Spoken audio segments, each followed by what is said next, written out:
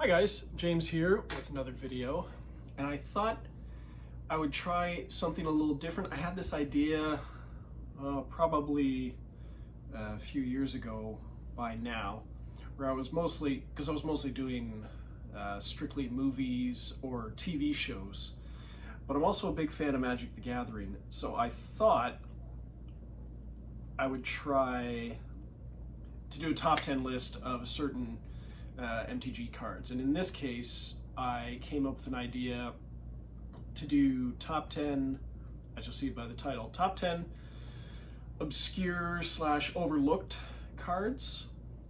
That can be either like artifacts, enchantments, creatures, whatever. Because my local game shop, one of the two I go to in town, several years ago, I would go in there, and then he had boxes at the side, so I would go there and he'd let me look through them, and then I could pick out cards I wanted to buy and then buy them. And there was a lot of cards there from the sizable gap in between when I stopped playing after college, and then all the way till I moved here and then started playing again. A lot of sets came out, a lot of cards came out.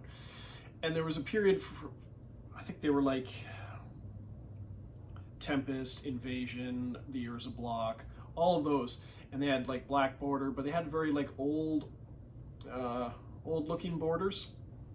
Anyway, I would find a lot of obscure cards that I'd never heard of, and they were actually really cool. And I just thought, I think there's a lot of these cards that are pretty obscure, and I don't think they're talked about enough. I watch tons of YouTube videos about Commander, huge fan of Commander. And I don't hear hardly any of these cards that will be on my list talked about. Some of them, yes, and then there's some in conjunction that get talked about a lot, but they're used to relate to the cards I have on this list. Anyway, without further ado, I'll get to my list. And now these are top 10. It's not in any particular order. It's just a good chunk of the cards that I thought deserve to be on this list, according to me. Excuse me. So we'll start with number 10. Number 10 is Baneful Omen. And it's an enchantment. It says at the beginning, it's 7 casting cost, 4 and 3 black. At the beginning of your end step, you may reveal the top card of your library. If you do, each opponent loses life equal to that card's converted mana cost. So I have this in my mono black crick deck, and sure, it's great. You reveal the top card mana cost of that card, say it's high, each opponent loses that many life. And that's great on its own. But if you use it in conjunction with Mind Crank, which is an artifact that 2 casting cost, whenever an opponent loses life, that player mills that many cards. So if you're doing that every turn, you get this out early enough, you're doing that every turn, everyone's milling cards and losing life. Because when they lose life, they mill that many cards. Anyway. And then you figure, well, I just load up my deck with a bunch of high casting cost cards, which can backfire on you. But if you have a certain select few in there, it can be pretty damaging. So what I did was, and this is the only reason this is in this deck, is I put in Draco, who is a 16 casting cost artifact creature dragon. So I have no intention of actually casting him. He's in here for that particular purpose. So the rest of the table would lose 16 life. Anyway, that's an example. You just pick any other high casting cost card and it works the same, as long as you can have it in the same deck as Baneful Omen. Okay, moving on to number 9, Soul Conduit. Now, Soul Conduit is another artifact that 6 casting cost, and you tap 6 and Soul Conduit, 2 target players exchange life totals. Now, this I found to be similar to, there's a white sorcery called Reverse the Sands, which is 8 casting cost, 6 and 2 white, and says redistribute any number of players' life totals. You can just basically shuffle up the life totals of everyone at the table. But I prefer Soul Conduit because, say there's somebody with an obscene amount of life and you're modest or low amount of life, say 20, 25 or something. I did this the one night, and one of the opposing players had 65. I had 25, 29, something like that. So we reversed our positions, and they essentially lost about 40 life. Once again, I use this in conjunction with Mindcrank, because technically they lost 40 life, so they also mill 40 cards. So that was another one that you compare with Mindcrank. I believe that's the only two on this list that I connected to Mindcrank. There's a few that I connected to another card. The other card I'm connecting to is not so obscure, but the main ones are. So, and Reverse the Sands is a sorcery, so you can only do it once unless you get it back to your hand. Soul Conduit, you can do it every turn. Maybe not every turn, but every time there's a dramatic difference in between life totals of players at the table. Okay. Moving on to number 8. Number 8, we have an enchantment, which is a saga. It's called the Creation of Avacyn. Now this one came out somewhat recently. It was Modern Horizons 3. And it's 3 casting costs, 1 and 2 black, and it says, well, as with all the sagas, as this saga enters the battlefield and after your draw step, add a lore counter. Sacrifice after number 3. Step 1, search your library for a card, exile it face down, then shuffle. Step 2, turn the exiled card face up. If it's a creature card, you lose life equal to its mana value. And then step 3, you may put the exiled card onto the battlefield if it's a creature card. If you don't put it onto the battlefield, put it into its owner's hand. Good card on the surface. This one I decided to pair with Blightsteel Colossus.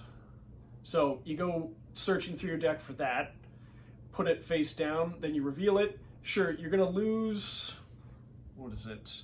Because Blightsteel's a 12 casting cost, 11/11, trample, infect, indestructible.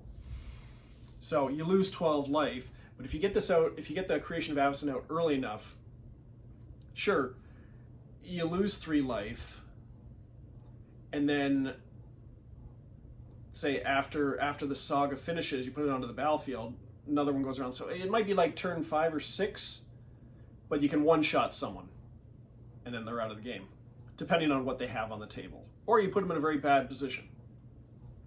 So, now, yeah, like you could use this with any card. I wouldn't necessarily recommend a high casting cost card, but I figure it's worth it for Blightsteel, which can one-shot someone.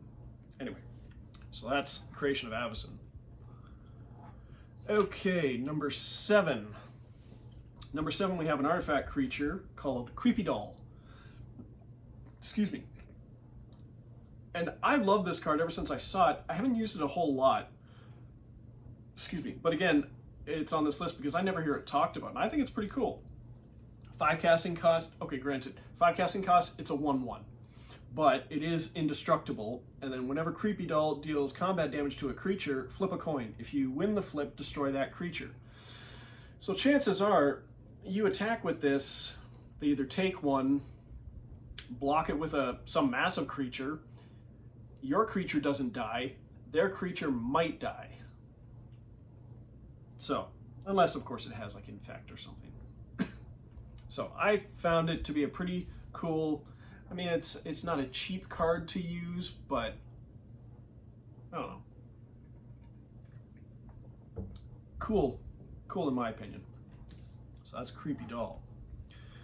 Okay, number 6, we have another artifact called Rishadan Pawnshop.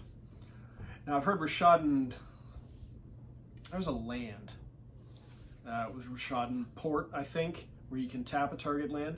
This is an artifact, 2 casting cost, and you tap 2 and the pawn shop, shuffle target card in play you control into its owner's library. Now I thought this was interesting because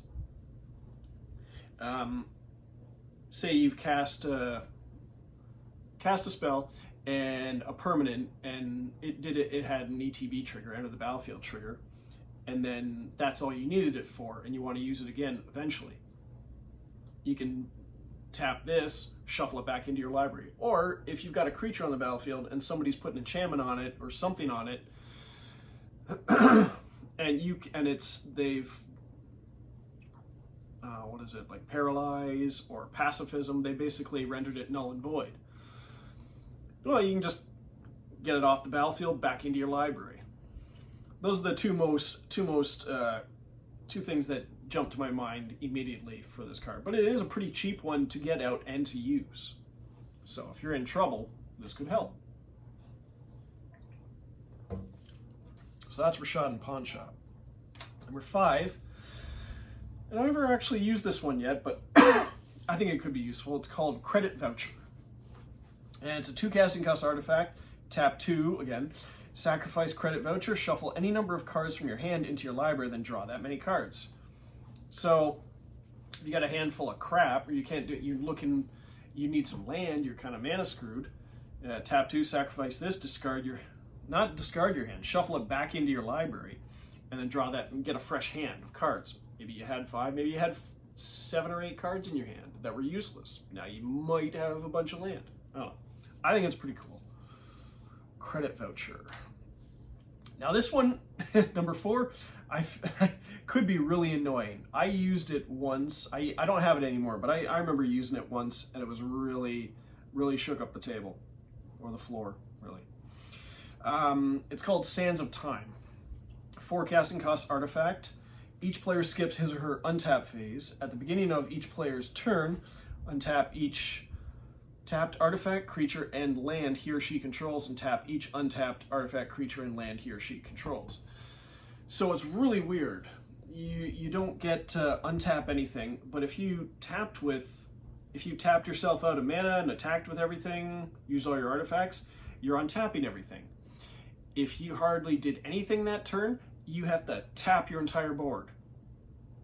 So that could really, really shake things up a bit. That's Sands of Time. Number 3, I really like this card. I haven't had the chance to use it just yet, but I think it would be neat. It's called Robber Fly. It's a 3 casting cost insect, 2 and 1 red. It's a 1/1 flyer, and then whenever Robber Fly becomes blocked, defending player discards his or her hand, then draws that many cards. Now this one on the surface, you could be helping them out. They have a crappy hand, and you just gave them fresh cards. But if you pair this one with Megrim is an enchantment that whenever an 2 and 1 black, so 3 casting costs. Whenever any opponent discards a card, Megrim deals 2 damage to him or her. So yeah, they may be getting a fresh hand, but they also possibly took 14 damage. So if they had a full hand of 7 or more, they took 2 damage for each card they discarded. So that's not an insignificant amount of life, where most people start at 40, and depends on where you are in the game. So that's Robber Fly. Number 2, I like this card. It's called Belbe's Portal, or Belbe. I think it's Belbe. Oh. It's an artifact, 5 casting cost. As Belbe's Portal enters the battlefield, comes into play, choose a creature type. Then you tap 3, and Belbe's Portal, put a creature card of the chosen type from your hand into play. It's very similar to Quicksilver Amulet, where I think you tap 4 and put a creature card from your hand into play.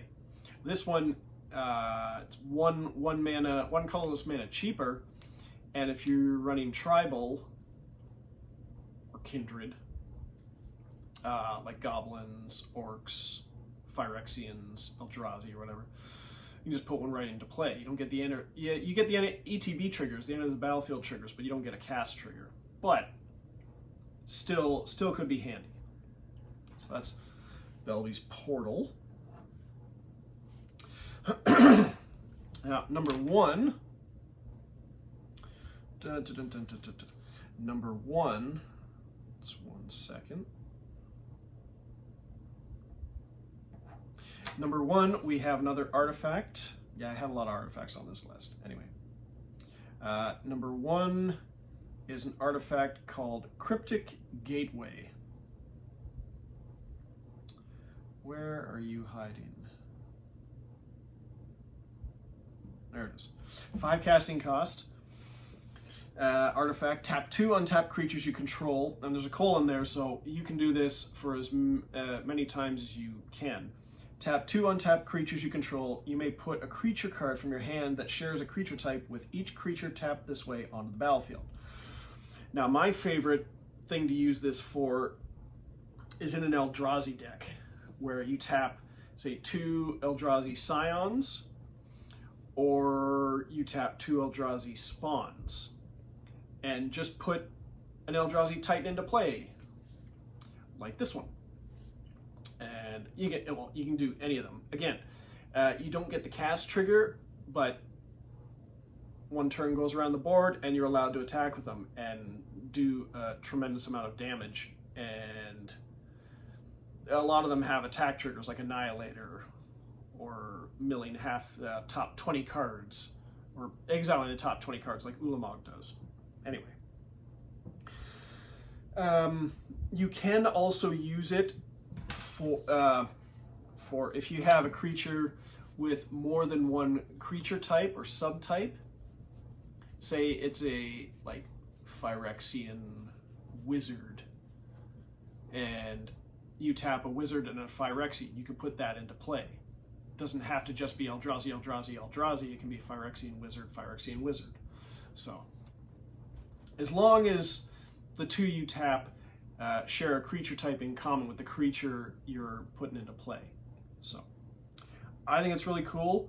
I think 100% of the time that I've used it was for Eldrazi, so it's always in my Eldrazi decks. I think the other one's in my Phyrexian deck. I think so. Anyway, hoped you liked this video, this list. I may do another one, another MTG one, maybe a Commander one, I don't know. But like, comment, subscribe. Any suggestions are welcome. And I'll see you next time. Toodles.